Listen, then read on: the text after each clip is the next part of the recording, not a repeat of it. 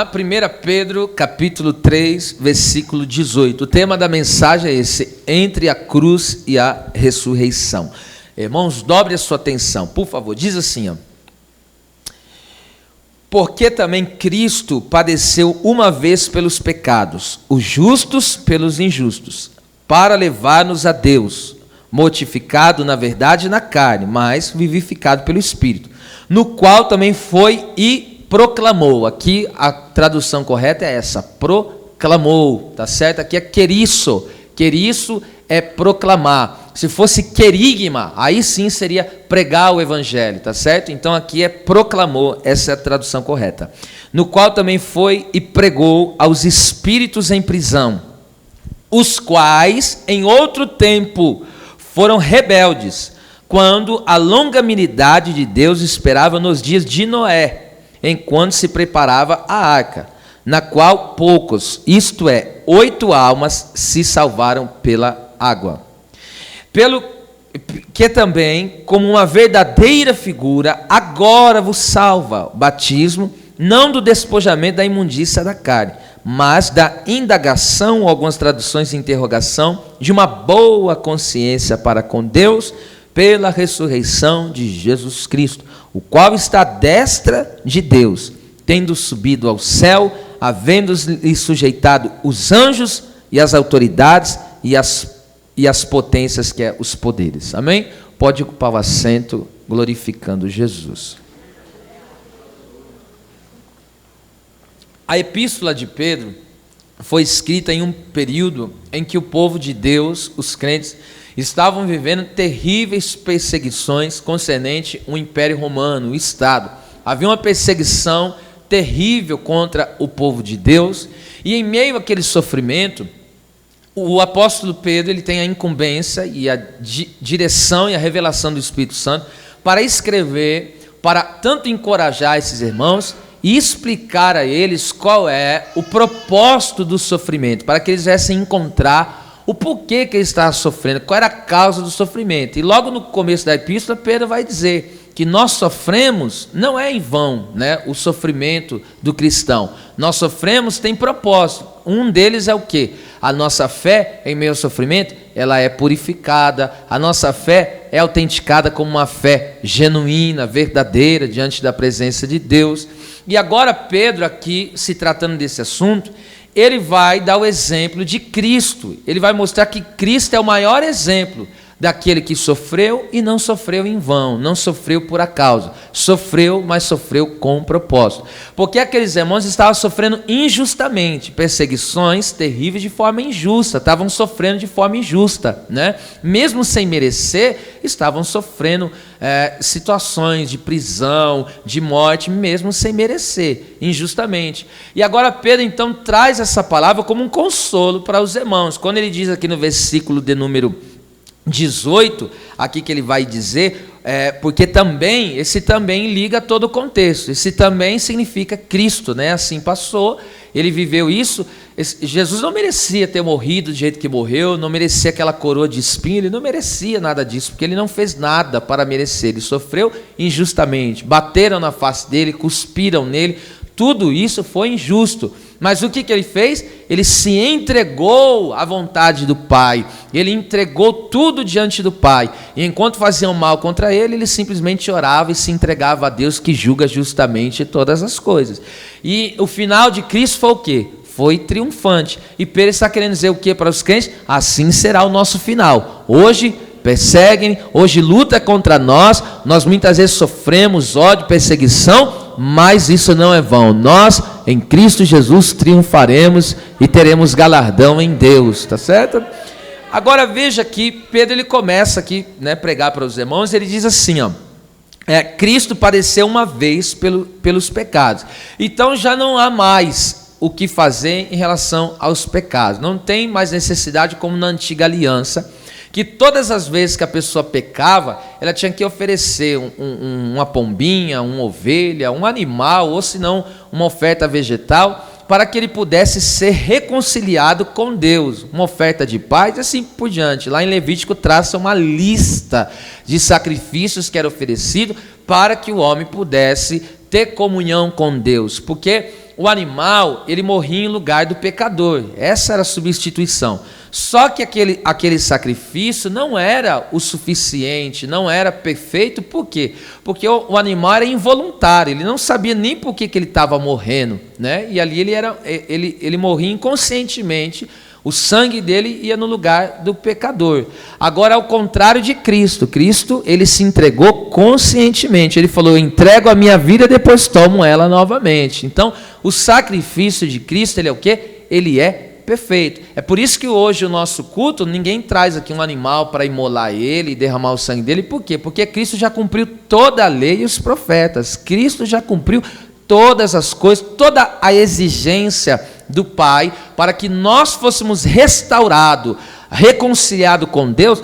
Cristo já cumpriu essa exigência. O sacrifício dele é único, não precisa mais sacrifício algum. E é por isso que essa mentalidade, né, de as pessoas que muitas vezes, em determinada situação, ela teve um passado todo conturbado, um passado todo rebentado, uma vida promíscua, errada, e de repente ela vem para o Senhor e acha que ela fazendo sacrifícios para Deus, ela será perdoada. Jamais. A única maneira da pessoa ser perdoada e ser aceita é mediante o sacrifício de Jesus Cristo. Todo aquele que crê que Jesus morreu em seu lugar, toda essa pessoa será perdoada. Quando ele crê na obra de Cristo, automaticamente ele é então perdoado. E não há nada que você, né, possa fazer. E aí as pessoas pegam e falam, né, faça isso para Deus te dar vitória, faça aquilo para Deus operar na sua vida. Não, Cristo já cumpriu, eu não tenho que fazer nada. A única coisa que eu tenho que fazer é viver nele, crer nele, entende? Então é por isso que eu não preciso trazer hoje para dentro da igreja judaísmo, eu não preciso trazer para a igreja que nem eles fazem as festividades, comemoram, porque Cristo já cumpriu toda essa exigência e não há mais necessidade alguma de a igreja do Senhor, tá certo, fazer isso, porque Cristo já cumpriu. E se Cristo cumpriu e eu estou nele, estando nele, eu cumpro junto com ele, entende? Então o que eu faço? Vivo pela fé, agradecendo a Deus todos os dias. Agora veja, então, ele já, tá certo? Ele padeceu uma vez, o sacrifício dele é perfeito, já cumpriu tudo, né?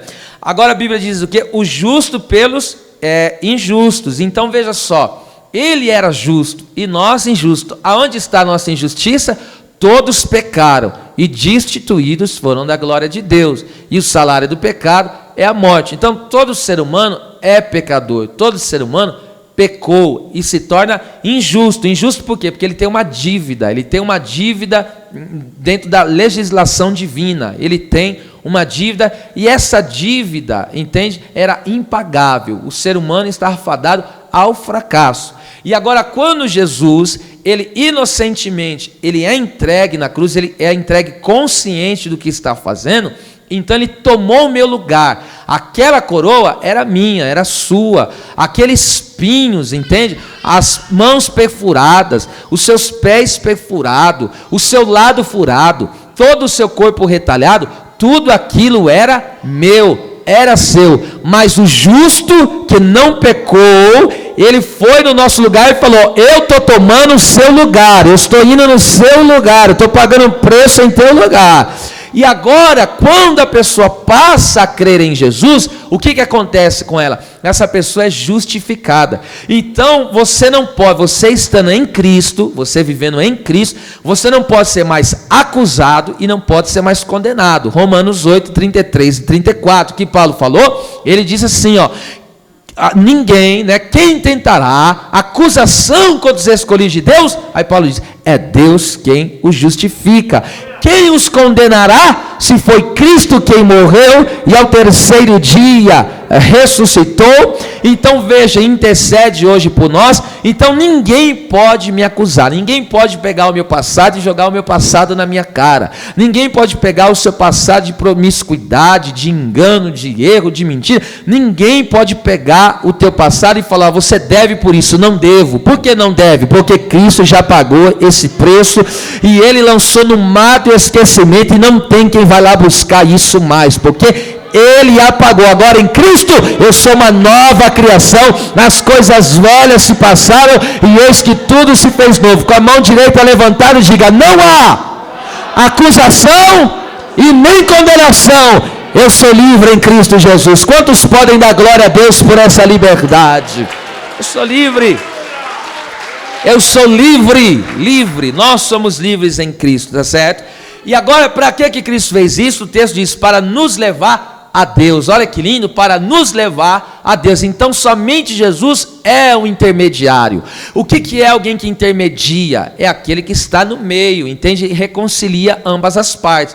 Então somente Cristo pode nos levar ao Pai e trazer o Pai até nós. Ele falou: eu sou o caminho, a verdade e a vida, e ninguém vem ao Pai senão por mim. Então somente aceitando a Cristo, crer em Cristo, a pessoa tem os seus pecados perdoados e agora ela tem livre acesso à presença do Pai, à presença de Deus. E detalhe, em Hebreus capítulo 10, versículo 19, 24, 16, diz assim, ó: irmãos, tendo ousadia para entrar no santuário, não terreno, no celestial, você tem autoridade, ousadia para entrar no santuário do Senhor, pelo novo e vivo caminho que o Senhor tem nos consagrado. E agora a Bíblia diz assim, ó: e que eu tenho confiança de chegar até o trono da graça, a fim de sermos, presta atenção, de alcançarmos misericórdia, acharmos graça, né, e sermos ajudados em tempo oportuno. Então, diante do trono de Deus, eu ganho três coisas. Primeiro, ganho misericórdia. O que é misericórdia? Deus não me dá o que eu mereço. O que eu merecia? Eu merecia o juízo, eu merecia o castigo, eu merecia o inferno. O que ele fez? A palavra misericórdia, você sabe que é, né? Miséria e córdia. Miséria, miserável, córdia, coração. Então a misericórdia é o quê? Deus pegou o miserável e colocou no coração. O que é isso? Deus pegou o miserável e amou. Deus falou: você merecia o juízo, mas por causa do meu filho, por causa do sangue do meu filho, eu pego você e ponho no meu coração. Eu te amo. E agora, a graça, o que é a graça? A graça é o inverso. A graça, Deus, Ele me dá aquilo que eu não mereço. Eu não merecia estar aqui, ser um ministro do Evangelho. Eu não merecia ter dons espirituais. Eu não merecia ser capacitado para pregar o Evangelho. Eu não merecia a salvação. Eu não merecia nada. Não tenho mérito nenhum. Nem os irmãos também não têm. Então a graça fez o quê?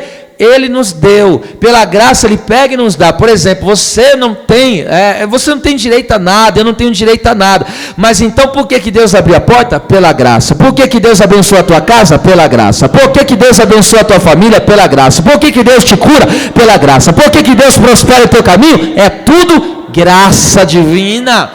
E agora veja, o que mais que eu encontro diante do trono? Eu sou ajudado em tempo oportuno. Então qual que é o tempo oportuno de Deus? A Bíblia diz, segundo o próprio Hebreus 3,7, que o tempo oportuno é hoje. Então o dia de ser ajudado para Deus é sempre hoje. Hoje, hoje, hoje. Então Deus, Ele, né, abriu o caminho, Cristo abriu o caminho, e agora eu costumo usar essa palavra, eu posso ter uma audiência com Deus a qualquer momento. Você tem uma causa, uma situação da vida, você pode entrar numa audiência com Deus e chegar pelo sangue de Jesus, e você vai até o santuário celestial, e diante do trono, e você alcança essas três coisas: misericórdia, graça, e vai ser ajudado em tempo oportuno. Agora veja só, Pedro então diz isso para os irmãos, e diz: olha, Cristo, ele fala, foi mortificado na carne, ou seja, morreu fisicamente, mas foi vivificado, ou seja, ressuscitou pelo seu próprio poder e pelo poder do Espírito Santo. Aí agora entra aqui a mensagem de fato. Olha o que ele diz: no qual também foi e proclamou aos espíritos em prisão. Versículo 20 aí, ó, parte A. Os quais em outro tempo foram rebeldes. Então veja só, presta atenção.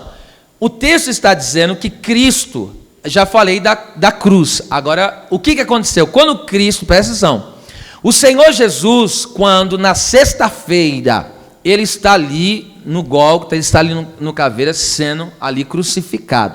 E o que aconteceu?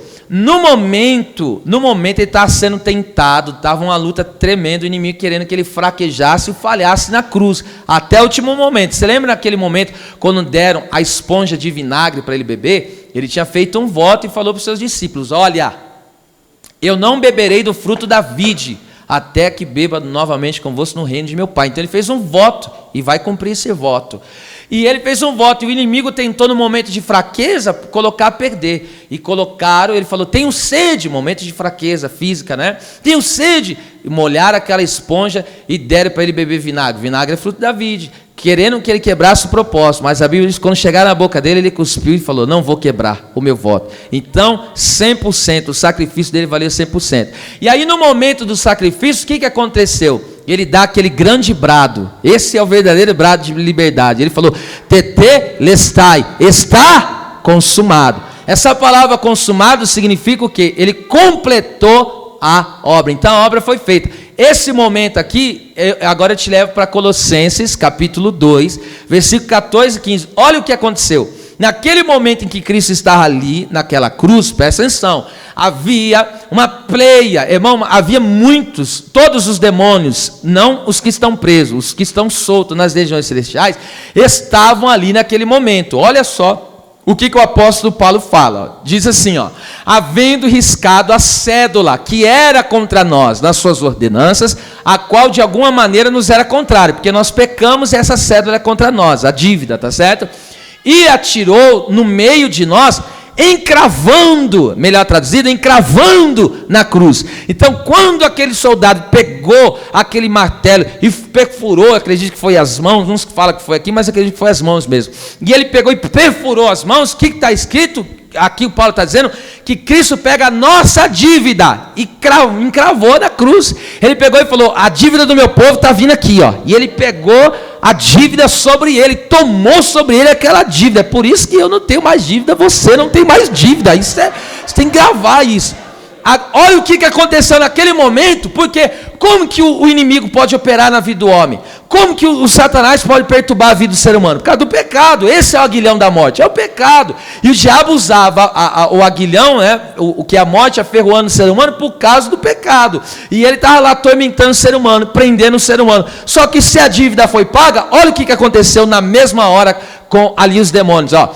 E despojando, essa palavra despojar é desnudar, desarmar. Então Cristo na cruz, ó, desarmou os principados, potestades e os expôs publicamente, e deles triunfou em si mesmo. Naquele exato momento, irmão, Cristo pegou e cantou. Esse triunfou aí é cantar um hino. Sabe qual foi o hino que Cristo cantou?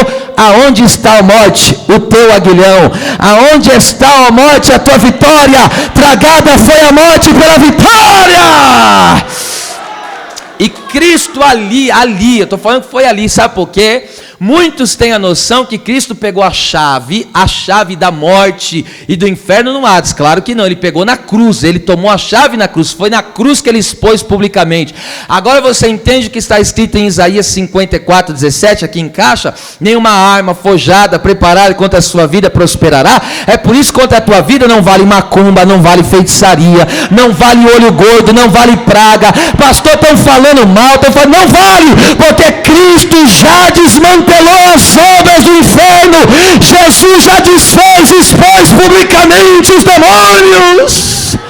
Ele expôs, ele triunfou sobre todos eles. Ele triunfou, expôs eles à vergonha. Agora presta atenção, agora toda a pessoa que crê em Cristo, o inimigo já não tem mais poder sobre a tua vida. O inimigo não pode te dominar. Se o inimigo querer falar, eu vou entrar dentro do corpo dele e vou possuir, não vai, não pode, porque eu tenho dono, Jesus me comprou, eu sou morada do Deus Altíssimo.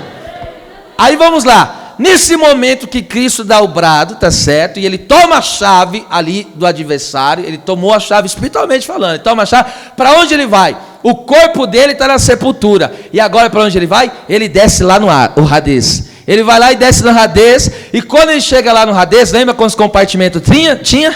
3, lugar de tormento, o Tártaro, que é o abismo, e o seio de Abraão. Quando ele chegou lá, o que ele fez?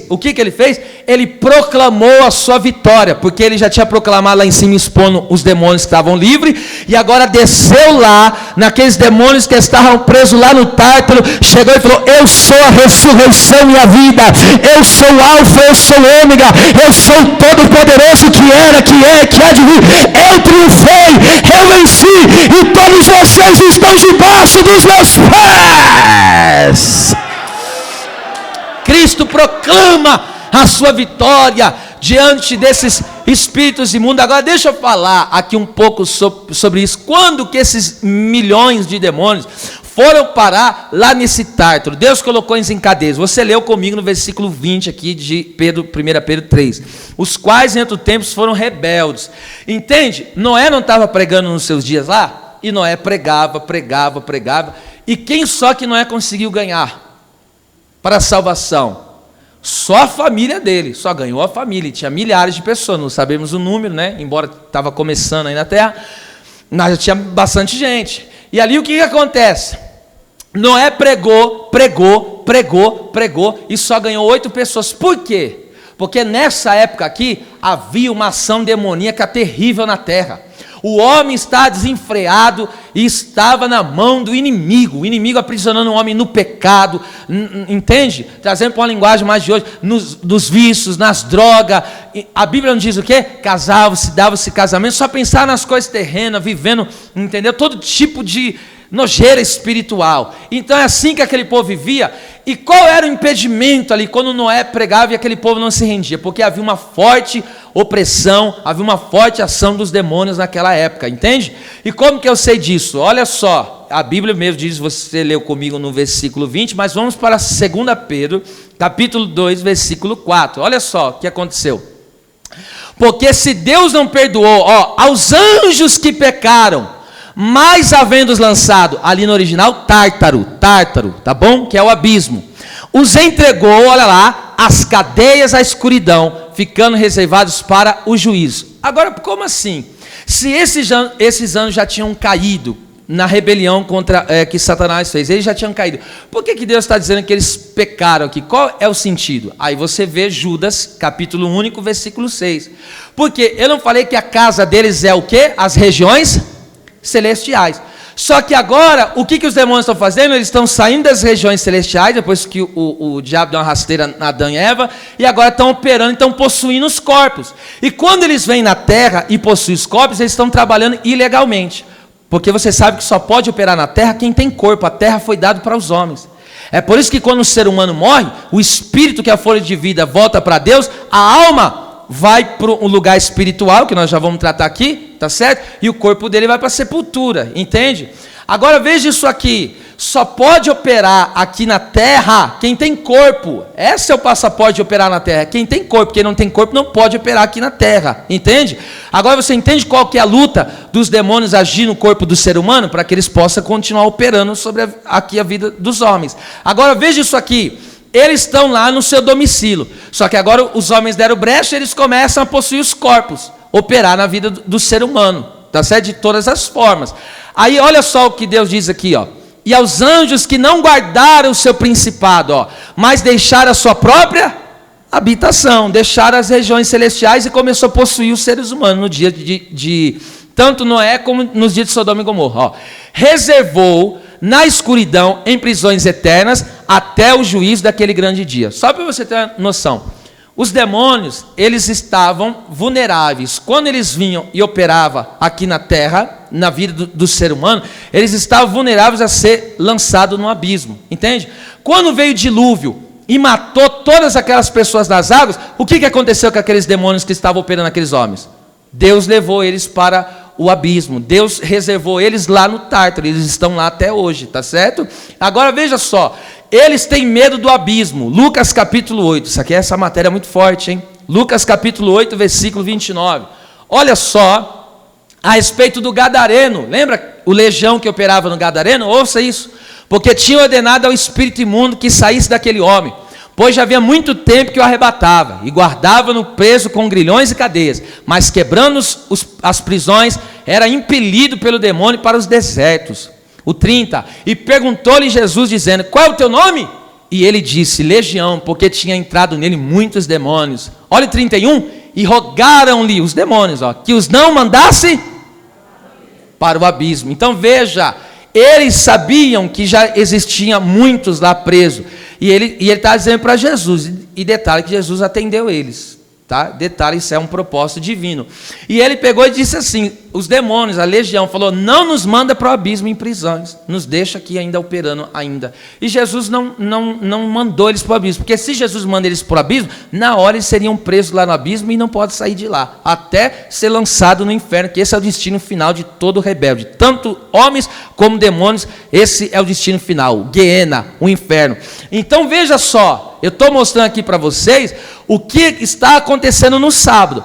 Cristo toma, brada, está consumado, toma a chave do Hades, toma a chave da morte, agora vai lá, entende? No Hades, proclama a sua vitória no abismo, vai lá no abismo e proclama a vitória diante dos demônios que foram rebeldes, e aí o que ele faz? Chega, presta atenção, ele chega no lugar de tormento, lembra Lucas? Morreu, Lucas 16, do 22 em diante, morreu o rico que não temia a Deus e foi parar lá no lugar de tormento. Morreu o Lázaro mendigo que temia a Deus e foi parar lá no seio de Abraão, entende? E agora veja só, Jesus ele pega agora e vai lá no lugar de tormento. E o que ele faz no lugar de tormento? Jesus fala para eles, eu sou o cumprimento da profecia.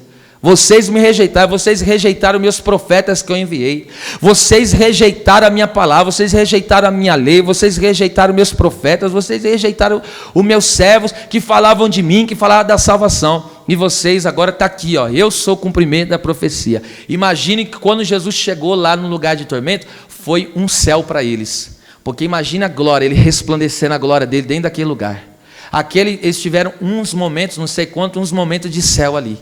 Imagine o desespero deles de ter rejeitado o evangelho, de ter rejeitado a salvação, de ter dado ouvido a doutrinas de demônio, por ter se entregado à escravidão do pecado, e agora está lá Cristo dizendo, tudo que eles falaram é verdade, eu sou.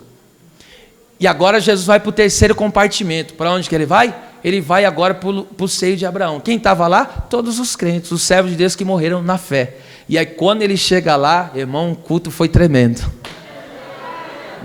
E foi um culto tremendo. Aí onde se cumpriu o quê? Efésios capítulo 4, versículo 8. Levou cativo o cativeiro.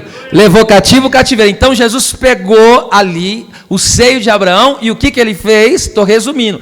Ele levou, tá certo? Ele levou para onde? Levou lá para Nova Jerusalém. E Hebreus capítulo 12, versículo 22 em diante, vai dizer, hoje, presta atenção, hoje, todo aquele hoje que morre em Cristo, ele vai para onde? Ele não vai mais para o seio de Abraão, ele vai direto para Nova Jerusalém, porque lá no Hades, já não tem mais o seio de Abraão, porque agora é tudo na Nova Jerusalém, todos agora estão indo direto para lá, porque Jesus levou cativo o cativeiro. Então o que eu quero dizer para você aqui nesta noite, como Pedro estava dizendo para esses crentes que estavam sofrendo, estava passando dificuldades para com a vida ali, aquelas perseguições, aquela batalha, o que Pedro está dizendo? Vocês não estão sofrendo em vão, Cristo triunfou, e Pedro pregou tudo isso que eu estou pregando aqui para vocês, e Pedro estava instruindo, falando, ele triunfou, ele venceu, e agora ele está dizendo para aquele povo, a nossa hora aqui na terra vai acabar, o nosso tormento aqui na terra vai acabar,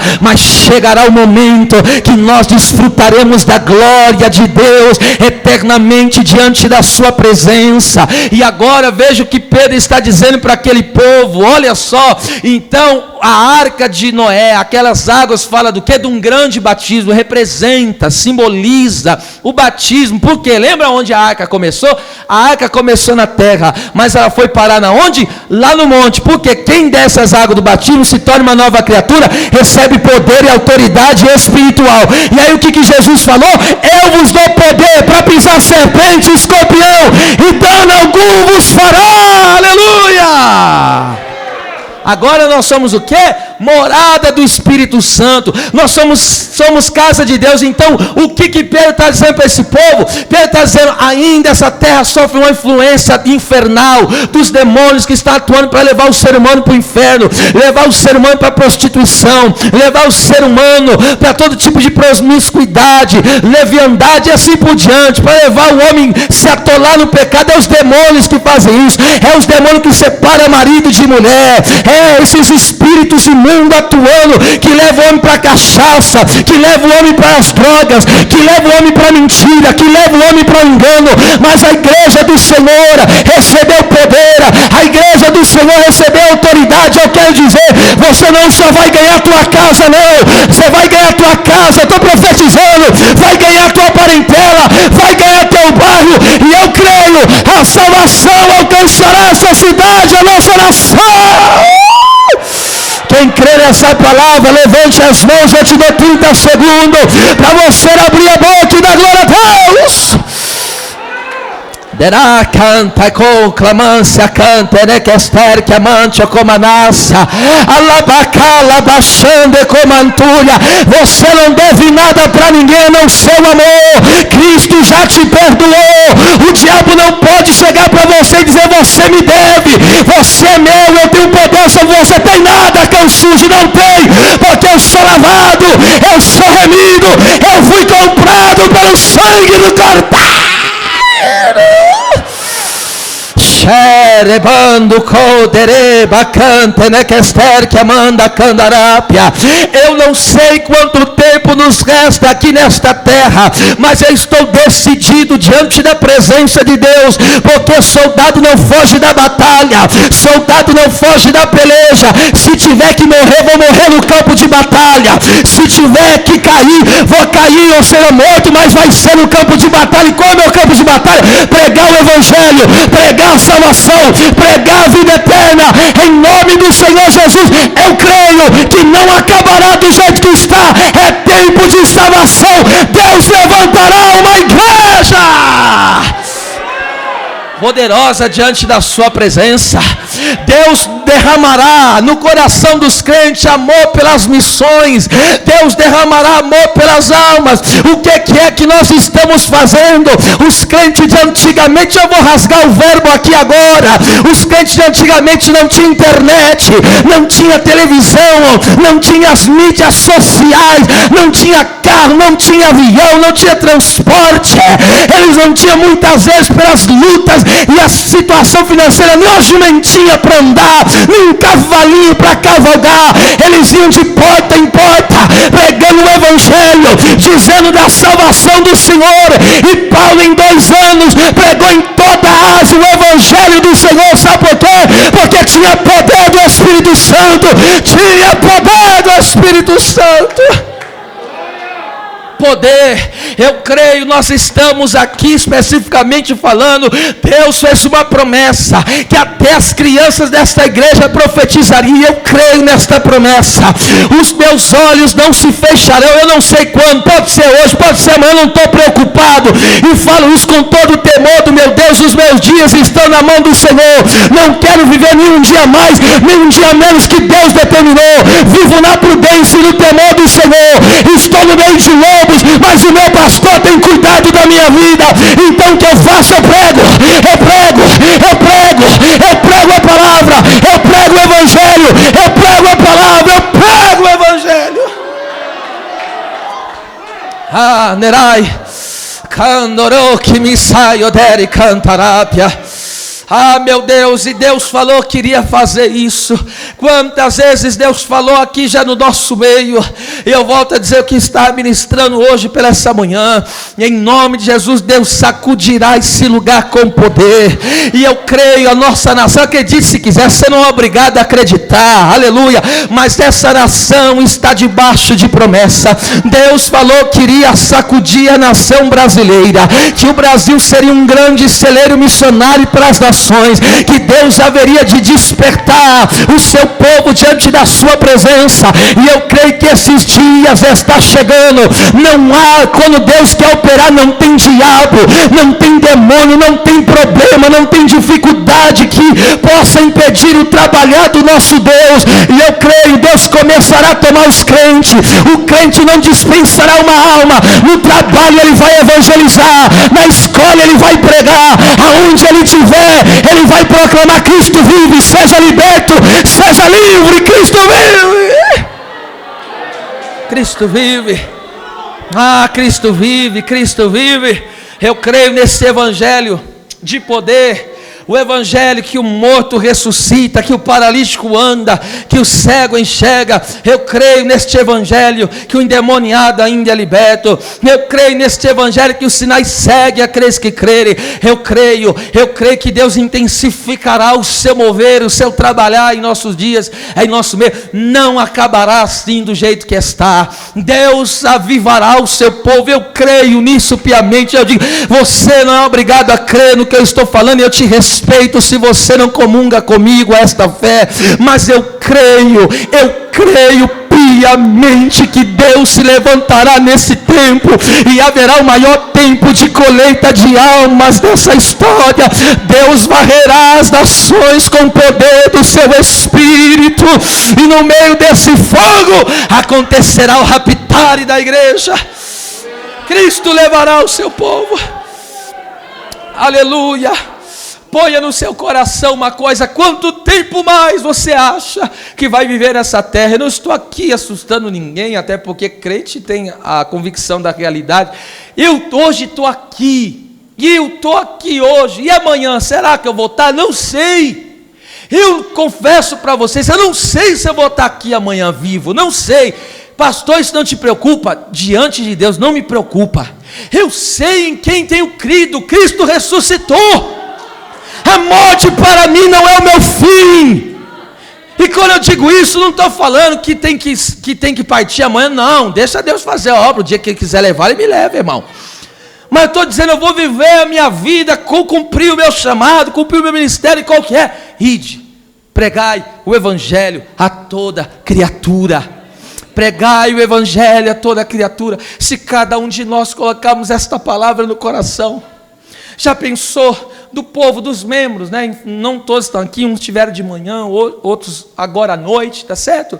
Mas já pensou se cada um de nós colocássemos um propósito com Deus, falar: Deus, esse ano, ou esse mês que seja, eu vou orar por essa alma aqui, ó. Eu vou dedicar ao Senhor jejum, oração, eu vou clamar, eu vou pedir para que o Senhor salve essa vida. Já pensou? Se pelo menos em um ano, cada um de nós falasse: Deus, me dá uma alma por ano, pelo menos uma alma. Já pensou se todos os anos fizéssemos isso? Você acha que Deus não te daria uma vida se você lutasse por ela?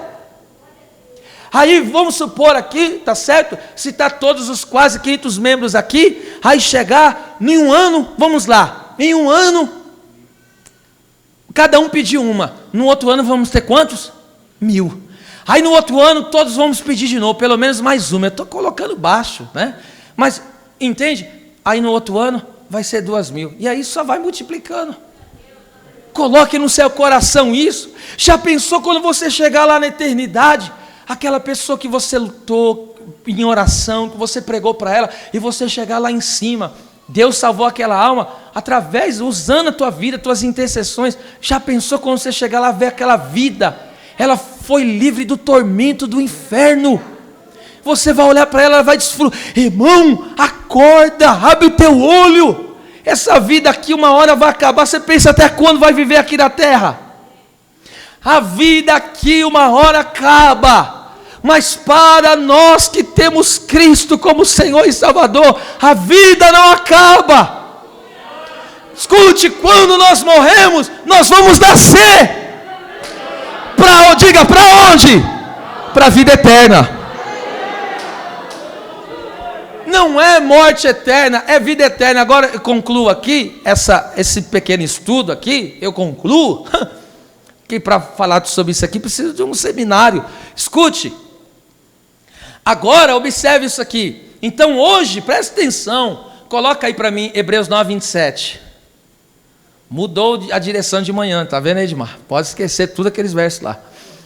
9:27 de Hebreus. Presta atenção, a única chance de salvação que alguém tem é em vida. Não existe. Esse texto aqui, já vi muitas pessoas utilizando erradamente, falando que Jesus foi pregar salvação. Jesus não foi pregar salvação no Hades. Olha só. E como aos homens está ordenado morrerem uma vez. Leia aí forte. Vindo. Então presta atenção. A única oportunidade de salvação que o ser humano tem é em vida. Acabou, presta atenção. Parou, acabou que esse corpo desligou. Isso aqui é uma máquina, tá? Desligou esse corpo aqui. Acabou a chance. Acabou. Quem é salvo, quem é perdido, está perdido. Então a única chance de salvação que a pessoa tem é quando está em vida. A pessoa em vida creu em Cristo, a salvação é garantida. A pessoa em vida não creu no Salvador, não creu no Redentor, essa pessoa ela vai morrer fisicamente e depois vai morrer espiritualmente. E como se morre espiritualmente? Escute, não tem como fugir da eternidade. Escute aqui, você que está me ouvindo aí também na sua casa. Não existe possibilidade de fugir da eternidade. Ou você vai passar a eternidade sem Deus no inferno, ser atormentado, e acorda. Esse sofrimento não é o demônio que vai atormentar como atormenta o ser humano na terra. Não é. É a ira de Deus lá no inferno. E Hebreus 10:31, horrenda coisa cair na mão de um Deus vivo. A justiça de Deus, a ira de Deus, a cólera de Deus vai ser derramada lá no inferno sobre demônios e homens que não creram em Cristo. Entende? Então eu quero que você entenda isso aqui. A única oportunidade de salvação é em vida. Em vida. Em vida. Não adianta, depois que morreu, não tem o que faça. Não adianta acender vela, não adianta pagar penitência, não existe purgatório, não tem. Como fizeram aí na Inquisição, joga a moedinha que dependendo do barulho da moeda, a alma vai sair do purgatório. Não existe isso. Acabou. Caiu lá no Hades, o único, presta atenção aqui. Presta atenção, eu preciso falar isso aqui. Quando a pessoa morrer, ela vai, hoje, eu estou falando hoje, agora. Morreu em Cristo, vai para onde? Para Nova Jerusalém. Em algum lugar, entende? Específico está lá em Jerusalém. Porque tem a parte que está com corpo como Enoque que Elias, tá certo? E a parte que está sem corpo. Então é um mistério aí, tá certo? Agora vamos lá. Aquele que morre em Cristo vai agora para Nova Jerusalém. Quem morreu sem Cristo vai para onde? Vai para o Hades. Aí ele está lá. Agora presta atenção. Cristo vai voltar. Quando Cristo voltar, arrebatamento, que está perto de acontecer. Alguém ainda crê nisso? Cristo vem e arrebata. O que vai acontecer? A igreja sobe com ele. Agora a igreja, o corpo, nós vamos receber o nosso corpo, o corpo glorificado, tá certo? Aí o arrebatamento, vamos supor que a trombeta soasse hoje. Amém? Fala amém aí. Mano. A trombeta soa. Aí os crentes são transformados. Quem está vivo é transformado na hora, no abrir e piscar de olhos. E quem está morto, morto na fé em Cristo, vai ressuscitar e o seu corpo também vai ser glorificado, tá certo? A cinza daquele corpo vai ter que aparecer, os ossos vai ter que aparecer, e o corpo dele vai ser transformado. Aí nos encontraremos nos ares. Quando nós nos encontrarmos nos ares, a Bíblia diz que nós estaremos para sempre com o Senhor. Acontece duas coisas. Primeira coisa, nós vamos ser julgados nas obras. Tudo que você fez aqui na terra por meio do teu corpo, entende? Em nome de Deus, em nome de Cristo, que você fez para Cristo. Olha o que Jesus falou, se você der um copo de água para um dos profetas, ou para um dos meus filhos, um dos meus discípulos, você não perderá o seu galardão. O que ele está falando, um copo de água? Quem não consegue dar um copo de água para alguém? O que Jesus está querendo dizer? O mínimo que você fizer no reino, você vai ter galardão na eternidade. O mínimo que você fizer aqui na terra, em nome de Deus, em nome de Cristo, você terá galardão disso. Então, as nossas obras vão passar pelo julgamento, se fizermos em nome de Deus ou fizermos pela nossa própria glória. O que você fez em nome de Deus, você recebe recompensa disso. Aí vamos para a segunda etapa. Após nós sermos julgados pelas obras, tá certo? Nós já estamos salvos, só julgamento de obra. Nós vamos participar da ceia, as bodas do Cordeiro, tá certo? Participamos das bodas, enquanto isso, que nós estamos no arrebatamento, nós estamos na Nova Jerusalém, aqui embaixo está acontecendo 7 anos da grande tribulação. O chicote, como diz aí, né, essa linguagem rasteira, estralando aqui embaixo. Os 7 cálices da ira de Deus, o anticristo perseguindo, porque vai ter oportunidade de salvação, mas vai ser muito doloroso nesse tempo aqui na terra, tá certo? Encurtando, acabou os 7 anos, Cristo volta com a igreja. Agora Cristo vem com a igreja. Primeiro ele veio no arrebatamento, pegou a igreja, agora ele vem com a igreja. O que ele faz? Vence o anticristo, lança o anticristo, o falso profeta, direto no inferno. O inferno é inaugurado. Eles prendem o diabo no abismo. Apocalipse 20, prende o diabo no abismo e inicia-se o reino de 1000 anos na terra, reino milenar. Cristo está reinando na terra e a igreja está reinando com ele. Reino de paz, reino de justiça sobre a terra. Acabou os 1000 anos no reino de Cristo, o que acontece? O diabo vai ser solto do abismo. O que ele vai fazer? Sabendo, diz a Bíblia, que ele tem pouco tempo, vai enganar as nações, vai sair para enganar as nações, detalhe, vai conseguir enganar muitos, e vão querer fazer uma revolta contra Cristo para tentar derrubar o reino de Cristo, veja só. E quando o diabo reunir os homens, as forças, né, da terra, para tentar contra Cristo, e aonde vai a última Armagedon, entende? É a última, a Gog e Magog, que fala lá.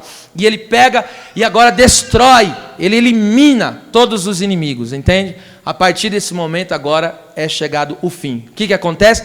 A igreja que está com Cristo, agora presta atenção, vai participar com ele do julgamento final. Deus coloca o seu trono, os céus e a terra, a Bíblia diz que se enrola como um pergaminho, desaparece.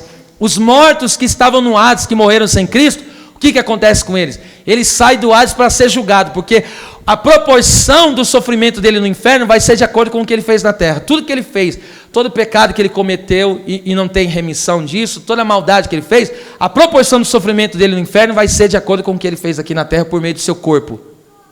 Esse corpo é só para determinar, a forma como você vive aqui na terra é só para determinar a tua eternidade, tá? Aí o que acontece? Agora as pessoas vão sair do Hades para receber a condenação. Para onde vão parar? No inferno. E os demônios que estavam no abismo, os demônios que estavam nas regiões celestiais, todos vão ser julgados por Cristo e por sua igreja. Você sabia que a igreja vai julgar os anjos? Aonde está escrito isso? Coloca aí, Romanos, encerro, 16:20. A igreja juntamente com Cristo. Olha o que a igreja vai fazer. Vai passar um por um. O diabo e todos os demônios. Olha o que vai acontecer com eles. Ó. Leia forte comigo. 3, 2, 1. E o Deus de paz esmagará em breve Satanás debaixo dos vossos pés. A graça de nosso Senhor Jesus Cristo seja convosco. Amém. Então Cristo estará nesse grande julgamento do trono branco. E ali ele não estará como advogado não, do lado do Pai, tá? Ele estará como ali, entende? Para condenação. E vai vir, presta atenção, vai vir um por um dos espíritos malignos, um por um dos demônios, que colocou o ser humano no vício, que atormentou o ser humano, um por um. Deus vai pegar um por um.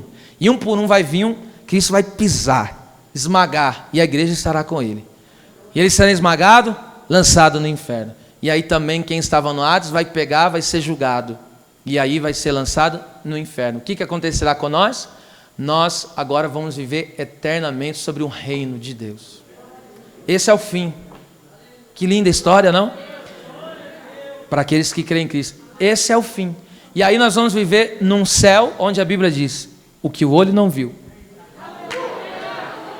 o que o ouvido não ouviu, e não subiu ao coração, é o que Deus tem preparado para aqueles que o amam. Quem acredita ainda nesse céu de glória? E agora nós viveremos eternamente, veremos o rosto do nosso Deus, não haverá mais mistério, Deus revelará a sua face para nós. Veremos Deus de fato como Ele é e seremos semelhantes a Ele. Lá não vai ter mais enfermidade, lá não vai ter mais ódio, lá você não vai ter mais preocupação, acabou. Lá não vai existir mais isso. Lá você não vai sofrer com insônia, até porque você não vai dormir. Você vai ter um corpo glorificado. Olha o que Pedro está dizendo para esse povo. Hoje vocês estão sofrendo, mas aguenta firme. Hoje vocês estão passando dificuldade. Fica firme. Não abandone a sua fé. Não troque a presença de Deus por um momento de prazer e fora. É só um momento. Porque o que Deus preparou é eterno.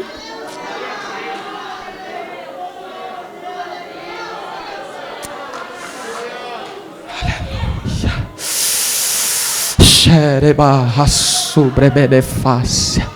Levante, isso aqui é profético. Levante uma das mãos para o céu. Diga: nesta noite eu creio na salvação da minha vida e de toda a minha família e parentela. Quem crê nessa palavra, dá um glória a Deus.